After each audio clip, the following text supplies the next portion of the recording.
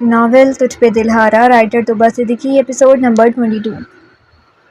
عامر کی آنکھ mobile phone کی آواز پر کھلی۔ اس نے آنکھیں کھولیں جبکہ اس کا سر بری طرح گھوم رہا تھا۔ شراب کی پوری بوتل اس پر بری طرح اثر انداز ہوتی تھی، یہ ہمیشہ کا تھا۔ عامر اپنے چکراتے سر کو سنبھالتا اٹھا اور کال اٹینڈ کی۔ ہیلو سر، آپ ابھی تک پہنچے نہیں؟ عامر نے احمد سے سوال کیا۔ میں بس 15 منٹ میں پہنچ رہا ہوں، اس کے بعد میں منیہا کو لے کر یہ ملک چھوڑ دوں گا۔ اسی کی تیاری میں دیر ہوگی، تم اس کا خیال رکھنا، اسے کوئی تکلیف نہ ہو، احمد نے تنبیہ کی۔ سر بے فکر رہیں، منیہا بالکل ٹھیک ہے، آپ آ جائیں، میں آپ کو منتظر ہوں۔ عامر نے اور تھوڑی بات کر کے کال کٹ کر دی۔ نظر برابر میں بیڈ پر پڑی تو وہ خالی تھا۔ عامر کے چہرے پر شیطانی مسکراہٹ آئی۔ او منیہا ڈارلنگ، مجھ سے چھپ کر بیٹھی ہو؟ منیہا بیبی باہر آ جاؤ، شاباش۔ عامر اسے آوازیں لگاتا پورے فارم ہاؤس کا چکر لگانے لگا، مگر مین ڈور کو کھلا دیکھ کر اس کے پیروں سے زمین نکلی تھی۔ نو نو نو، شی کانٹ ڈو اٹ۔ منیہا کہاں چھپی بیٹھی ہو، باہر نکلو۔ عامر پاگلوں کی طرح اسے ڈھونڈنے لگا مگر پورا فارم ہاؤس خالی تھا۔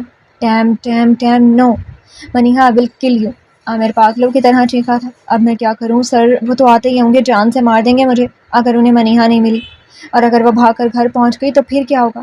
نو نو، میرا پلان فیل نہیں ہو سکتا، کیا کروں میں؟ عامر کی حالت خراب ہو چکی تھی، بری طرح سے پھنس چکا تھا وہ۔ ایک تو احمد کا خوف، دوسرا اگر منیہا گھر پہنچ گئی ہوئی تو کیا ہوگا، وہ سوچنا نہیں چاہتا تھا۔ عامر واپس کمرے میں آیا اور ایک شراب کی بوتل اٹھائی۔ تمہیں میں چھوڑوں گا نہیں منیہا، بہت بری سزا دوں گا تمہیں، عامر نے خالی شراب کی بوتل کو دیکھتے ہوئے کہا، اور پھر وہ بوتل زور سے اپنے سر پر دے ماری۔ سر سے خون بہنے لگا مگر یہ ضروری تھا، اب وہ احمد کو یہ بول سکتا تھا کہ منیہا اس پر اٹیک کر کے بھاگی تھی۔ عامر کا سر چکرانے لگا اور وہ وہیں زمین پر اوندھے منہ لیٹ گیا۔ 10 منٹ ہی گزرے تھے کہ جوتوں کی آوازیں آنے لگیں۔ احمد اپنے گارڈز کے ساتھ پہنچ چکا تھا۔ عامر نے جلدی سے اپنی آنکھیں بند کر لی۔ احمد کمرے میں داخل ہوا تو عامر زمین پر پڑا تھا۔ عامر عامر، آنکھیں کھولو عامر۔ احمد نے پانی کا پورا جگ عامر کے اوپر ڈال دیا تو اس نے ہلکی سی آنکھیں کھولی۔ سر منیہا کو پکڑیں، وہ دور نہیں گئی ہوگی، عامر کے منہ سے بس اتنا نکلا۔ گارڈز ڈھونڈو اسے، ہر طرف پھیل جاؤ، مجھے وہ لڑکی کسی بھی حال میں چاہیے، وہ بھی صحیح سلامت۔ احمد نے چیخ کر گارڈز کو آرڈر دیا تو اس کے سارے گارڈز منیہا کو ڈھونڈنے نکل گئے۔ عامر تم ٹھیک ہو؟ اٹھو، کوشش کرو۔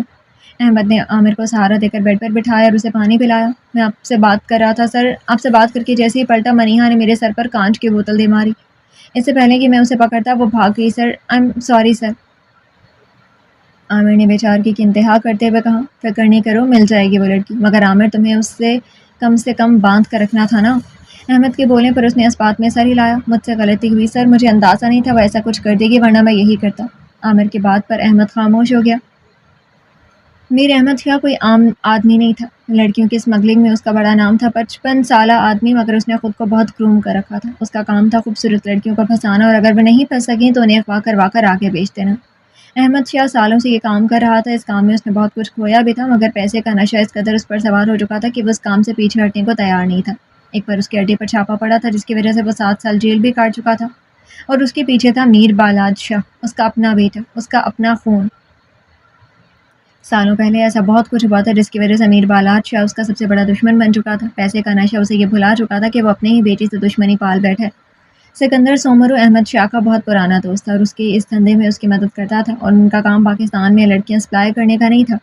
وہ لڑکیوں کو دبئی، کینیا اور کئی دوسرے ممالک میں سپلائی کرتے تھے، لیکن منیہا کو دیکھ کر احمد شاہ کا دل اس پر آ گیا تھا۔ وہ ہمیشہ کے لیے اسے اپنی رکھیل بنا کر رکھنا چاہتا تھا۔ جب احمد شاہ کو پتہ لگا کہ وہ عامر کے منقوہ ہے تو اس نے عامر سے کہا کہ وہ اس رشتے کو نبھائے اور پھر جلد سے جلد شادی کر کے منیہا کو طلاق دے کر اس کے حوالے کر دے۔ عامر کا دل ویسے ہی سکندر سومرو کی دوسری بیٹی پر آ چکا تھا، دونوں ہی ایک دوسرے کی محبت میں گرفتار تھے، ایسے میں عامر کو بھی اس بات پر کوئی اعتراض نہیں تھا۔ سکندر سومرو کی دوسری بیٹی، جس کے بارے میں سکندر سومرو نے کسی کو نہیں بتایا تھا، وہ سکندر سومرو کی دوسری بیوی سے تھی۔ عائشہ، آہل اور حیات جب سکندر سومرو کی زندگی سے چلے گئے تو اس نے ایک لڑکی سے شادی کر لی جو بہت کم عمر تھی۔ اللہ نے اسے اس لڑکی کے وجود سے پھر بیٹی سے نوازا جس سے سکندر سومرو بہت مانوس ہو گیا تھا۔ شاید وجہ یہ تھی کہ وہ اہل کو کھو چکا تھا، ایسے میں اولاد کی تڑپ نے سکندر سومرو کے دل میں اس بچی کے لیے محبت پیدا کر دی۔ سکندر سومرو کے دھندے کے بارے میں جب اس کی دوسری بیوی کو پتہ لگا تو وہ بھی اپنی بچی کو ساتھ اسے چھوڑ کر جانا چاہتی تھی، مگر اس بچی کی محبت میں سکندر نے اپنی ہی دوسری بیوی کو بیچ دیا اور اپنی بچی کو خفیہ طور پر پالنے لگا۔ جب سکندر کی بیٹی 10 سال کی ہوئی تو اس نے اپنی بیٹی کو باہر بھیج دیا، وہاں اس کے لیے ملازموں کی بھرمار تھی۔ اس کی بیٹی نے باہری پرورش پائی تھی جس کی وجہ سے کوئی بھی کبھی یہ نہیں جان سکا تھا کہ سکندر سومرو کے 2 نہیں 3 بچے ہیں۔ اس کی بیٹی کی تربیت اس نے خود اپنے حساب سے کروائی تھی، جس کی وجہ سے وہ اپنے باپ کے ہر کام میں برابر کی شریک بن گئی تھی۔ عامر سکندر سومرو کے آفس میں کام کرتا تھا، مگر ایک دن سکندر سومرو کی بیٹی کو دیکھ کر اس کا دل اس لڑکی کا دیوانہ ہو گیا تھا۔ جلد ہی دونوں میں محبت کا رشتہ بن گیا اور پھر 2 سال پہلے ان دونوں نے شادی کر لی۔ عامر سکندر سومرو کا صرف خاص آدمی نہیں، داماد بھی تھا۔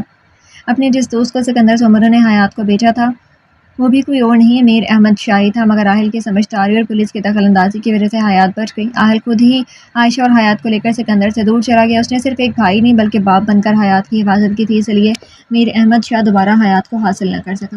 پہلے حیات احمد شاہ کے ہاتھوں سے نکل گئی تھی اور آج منیہا بھی اس کے ہاتھوں سے نکل گئی۔ میر احمد شاہ غصے میں ادھر سے ادھر ٹہل رہا تھا کہ اس کے گارڈز واپس آئے۔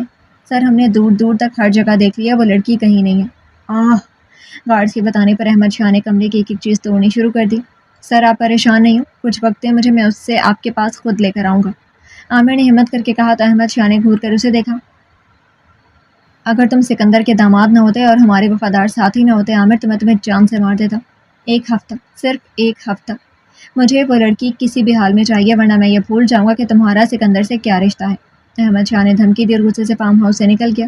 اس کے سارے گارڈز بھی احمد شاہ کے ہمراہ ہی چلے گئے تھے۔ تم نے بالکل اچھا نہیں کیا منیہا، اس کا حساب تمہیں دینا ہوگا اور بہت برا حساب دینا ہوگا۔ تم ایک بار مجھے مل جاؤ پھر دیکھو میں تمہارا کیا حال کرتا ہوں، عامر نے غصے سے کہا۔ اس کے پاس صرف 1 ہفتہ تھا منیہا کو ڈھونڈنے کا اور اسے کسی بھی حالت میں منیہا کو ڈھونڈنا تھا۔ منیہا، آؤ ناشتہ کر لو۔ حیات نے منیہا کے روم میں آ کر ناشتہ وہیں ٹیبل پر لگایا۔ مجھے بھوک نہیں ہے، آپ لوگوں نے میری اتنی مدد کی، میں بہت احسان مند ہوں آپ لوگوں کی، منیہا نے حیات سے کہا۔ سرور شاہ بھی کمرے میں آ چکا تھا۔ ناشتے کے بعد اسے منیہا سے ساری تفصیل جاننی تھی۔ احسان کیسا منیہا؟ ہمارا فرض تھا کہ تم اس طرح کی باتیں نہیں کرو اور ناشتہ کرو، شاباش، ورنہ ہم آہل بھائی کیا کہیں گے، ہم نے تمہارا خیال بھی نہیں رکھا۔ حیات کے منہ سے آہل کا نام سن کر منیہا شاک سی اسے دیکھنے لگی۔ آہل کیا مطلب؟ منیہا نے پوچھا تو حیات مسکرائی۔ حیات آہل کی بہن ہے منیہا، میں بہنوئی ہوں آہل کا، سرور شاہ نے جواب دیا تو وہ ہکا بکا دونوں کو دیکھنے لگی، آنکھوں میں نمی آئی تھی اور پھر وہ وہیں بیٹھ کر رونے لگی۔ سرور شاہ اور حیات دونوں پریشان ہوئے۔ منیہا پلیز، کیا ہوا یار، تو کیوں رو رہی ہو؟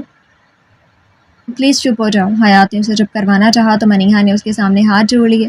مجھے معاف کر دیں آہل، سر کی حالت کی ذمہ دار میں ہوں، وہ میری وجہ سے اس حال میں ہے نا، میں ان سے کانٹیکٹ کرتی ہوں نہ عامر کے ساتھ یہ سب کرتا، مجھے معاف کر دیں، میری وجہ سے وہ زندگی اور موت کے بیچ پہنچ گئے۔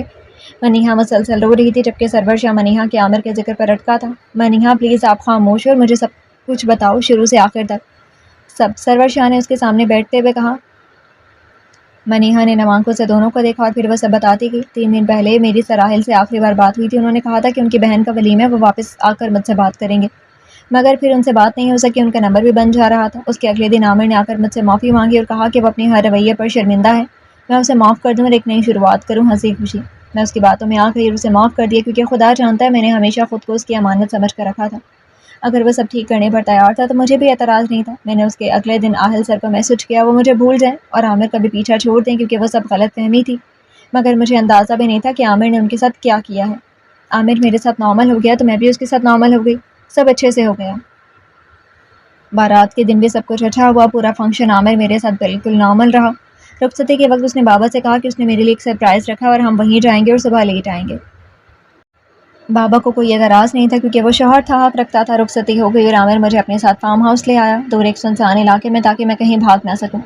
وہاں پہنچ کر اس نے اپنی اصلیت ظاہر کی کہ وہ مجھ سے یہ رشتہ صرف کسی احمد سر کے کہنے پر نبھا رہا ہے اور اب وہ مجھے طلاق دے دے کر اس کے بعد احمد سر ہمیشہ کے لیے مجھے لے جائیں گے۔ پھر اس نے وہی کیا، ویڈیو کال پر اپنے احمد سر کے سامنے مجھے طلاق دے دی۔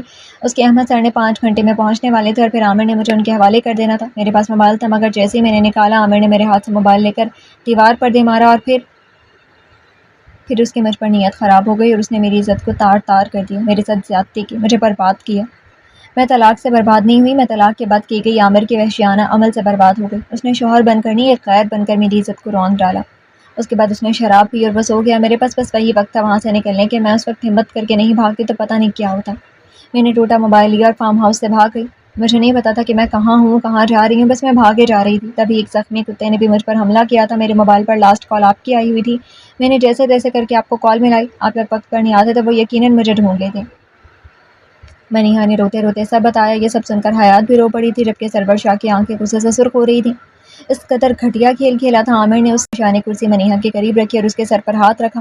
منیہا، آج سے میں تمہارا بھائی ہوں اور ایک بھائی ہو کر میں وعدہ کرتا ہوں جس نے تمہاری عزت سے کھیلا اسے بہت بری سزا دوں گا، بخشوں گا نہیں اسے، سرور شاہ نے اس کے سر پر ہاتھ رکھ کر کہا تو منیہا نے نام گردن ہلائی اور اپنے آنسو صاف کیے۔ نہیں، اس عامر کو سزا میں اپنے ہاتھوں سے دوں گی، اس کی جان میں اپنے ہاتھوں سے لوں گی، یہ میں نے خود سے وعدہ کیا۔ منیہا کا لہجہ اٹل تھا۔ سرور شاہ مسکرایا. تمہارا کہ بھائی عامر کو لا کر تمہارے قدموں میں ڈالے گا، پھر تم خود اپنے ہاتھوں سے اسے سزا دینا جس کا وہ مستحق ہے. سرور شاہ نے کہا تو حیات نے سرور شاہ کی طرف مسکرا کر دیکھا. ہر مرد واقعی عزت کا لٹیرا نہیں ہوتا، یار اسے یقین ہو گیا تھا. منیہا آہل کا ایکسیڈنٹ بھی عامر نے کروایا تھا. سرور شاہ نے پوچھا تو اس نے نم آنکھوں سے اس بات میں سر ہلایا. اس نے میرے سامنے قبول کیا کہ اس نے آہل سر کو موت کے منہ میں پہنچا دیا. منیہا کے جواب پر سرور شاہ نے اس بات میں سر ہلایا. گواہی کی بنا پر وہ عامر کے خلاف کیس بنا سکتا تھا.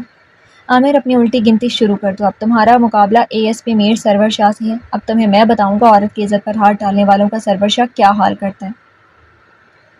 سرور شاہ نے دل میں سوچا، آہل سر کیسے ہیں، کیا ہوا تھا ان کے ساتھ. منیہا نے حیات سے پوچھا. آہل بھائی اب خطرے سے باہر ہیں، ڈاکٹرز نے کہا ہے کہ جلد انہیں ہوش بھی آ جائے گا. زخم بہت ہیں جنہیں ٹھیک ہونے میں وقت لگے گا. آہل کی حالت سن کر منیہا کا دل دکھا تھا. ایک شخص جو بالکل انجان تھا، اس کے لیے وہ اپنی محبت کے خاطر کس حد تک چلا گیا تھا، اور ایک اس کا محرم تھا جس نے اسے بے آبرو کر دیا. کاش میں عامر کا مکروہ چہرہ پہچان لیتی، اس کے فریب میں نہ آتی تو آج حالات کچھ اور ہوتے. منیہا نے دل میں سوچا، اس حالت میں وہ اپنے گھر بھی واپس نہیں جا سکتی تھی. کیسے کرتی ماں باپ کا سامنا، اور عامر اگر اس نے وہاں نظر رکھی ہوئی تو یار وہ گھر میں ہی موجود ہوا تو. نہیں، فی الحال میں کہیں بھی نہیں جاؤں گی. کچھ بھی ہو جائے میں اس عامر کے سامنے نہیں جاؤں گی. منیہا نے دل میں سوچا تھا. زریشہ اپنے کمرے میں بیٹھی پڑھائی میں مصروف تھی کہ تبھی دروازے پر دستک ہوئی. یہ 5ویں بار تھا. آ جائیں صدرا. زریشہ نے اسے اندر آنے کی اجازت دی تو وہ ہاتھ میں ملک شیک لے کر اندر آئی. بڑی بھابھی ملک شیک کا ٹائم ہو گیا، اس نے کہہ کر ملک شیک کا گلاس زریشہ کو دیا تو اس نے گلاس لے کر سائڈ میں رکھا اور موبائل اٹھا کر بالاج کا نمبر ڈائل کیا. بالاج آفس روم میں بیٹھا زریشہ کو ہی دیکھ رہا تھا. موبائل کے رنگ پر اس کے چہرے پر مسکراہٹ آئی. بالاج نے کال اٹھائی. شاہ آپ کو کیا ہو گیا؟ ہر ایک گھنٹے کے بعد کچھ نہ کچھ کھانے کا آرڈر آپ نے دیا ہے نا. میں کیسے کھاؤں اتنا کچھ؟ ابھی 1 گھنٹہ پہلے میں نے اتنے سارے فروٹس کھائے ہیں، اب یہ ملک شیک میں کیسے پیوں؟ زریشہ نے بے چارگی سے کہا، جبکہ بالاج اس کا چہرہ دیکھتے محسوس ہوا. اس نے کل ہی کمرے میں کیمرہ لگوایا تھا تاکہ وہ بر وقت زریشہ کو دھیان رکھ سکے، اور یہ بات زریشہ کو اب تک پتہ نہیں تھی. میں لٹل اینجل، تم کھاؤ گی پیو گی نہیں تو جان کیسے بنے گی؟ خود کو دیکھا کتنی ویک ہو. پہلے تمہاری صحت بنانے کی ضرورت ہے. بالاج کی بات پر وہ سر پکڑ گئی. شاہ پلیز میں نہیں کھا سکتی اتنا کچھ، میرا بالکل دل نہیں ہے. پلیز مجھے کچھ بھی کھانا پینا ہوگا میں خود بول دوں گی.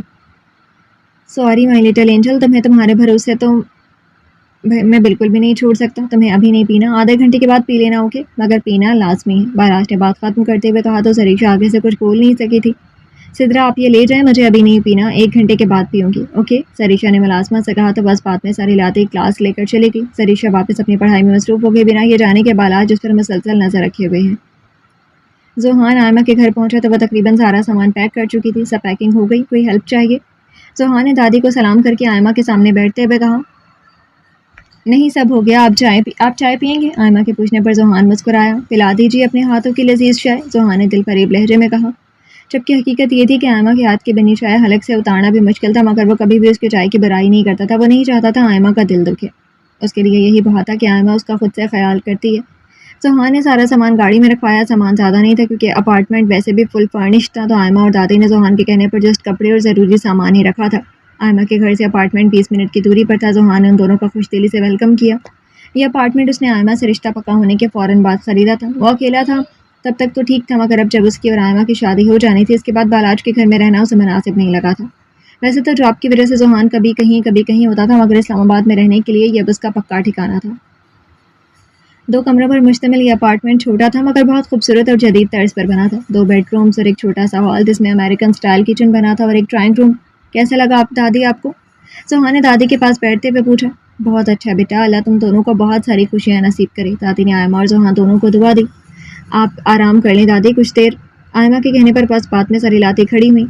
ہاں میں تھوڑی دیر آرام کروں گی، اگر سو جاؤں تو مجھے جگانا مت بیٹا. آئمہ نے انہیں سہارا دیا اور وہ کمرے تک چھوڑ آئی. زوہان اتنے میں کچن میں جا چکا تھا.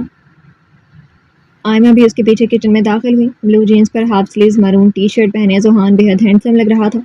سلیو سے نکلتے اس کے بازو چوڑا سینہ اسے منفرد بناتا تھا، اور اوپر سے وہ تھا بھی پٹھان، اور اس پٹھان پہ تو حسن تمام تھا.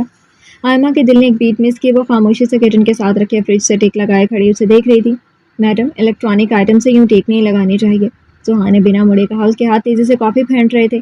چہرے پر دلکش مسکراہٹ تھی. زوہان کی بات پر آئمہ فوراً سیدھی ہوئی. وہ میں تو بس ایسے ہی. آئمہ منمنائی. زوہان اس کو کافی رکھ کر اس کے قریب آیا اور اسے فریج کے ساتھ لاک کر دیا.